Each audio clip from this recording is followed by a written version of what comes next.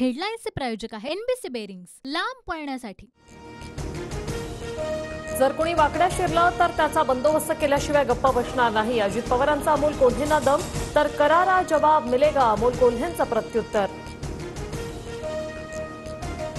दादा, मावळ लोकसभा मतदारसंघामध्ये कुणाचा मुलगा पराभूत झाला? तुम्हाला तुमच्या मुलाला निवडून आणता आलं नाही, बजरंग सोनवणेंची अजित पवारांवर टीका। दोन पैसे हाती आले की काहींना मस्ती येते, तशीच मस्ती त्याला आली। अजित पवारांचा बजरंग सोनवणेंवर निशाणा। गुंडगिरीलाही नीतिमत्ता असते, देवेंद्र फडणवीस आमच्यासमोर काय गुंडगिरी करणार? आम्ही सर्टिफाईड गुंड आहोत, खासदार संजय राऊतांचं वक्तव्य।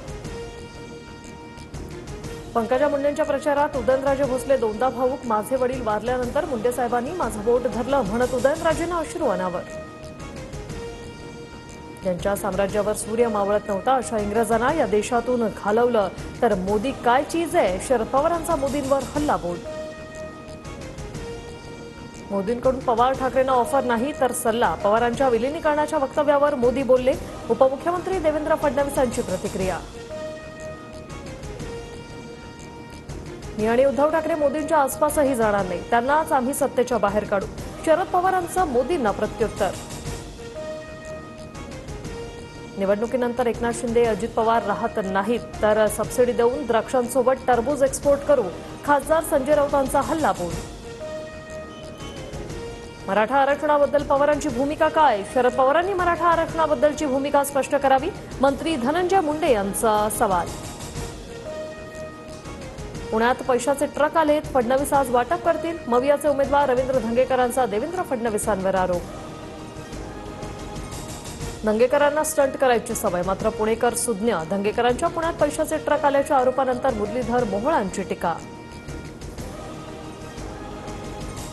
कांदा निर्यात बंदी उठवायला उशीर झाला त्याबद्दल माफ करा, उपमुख्यमंत्री अजित पवारांनी मागितली शेतकऱ्यांची माफी।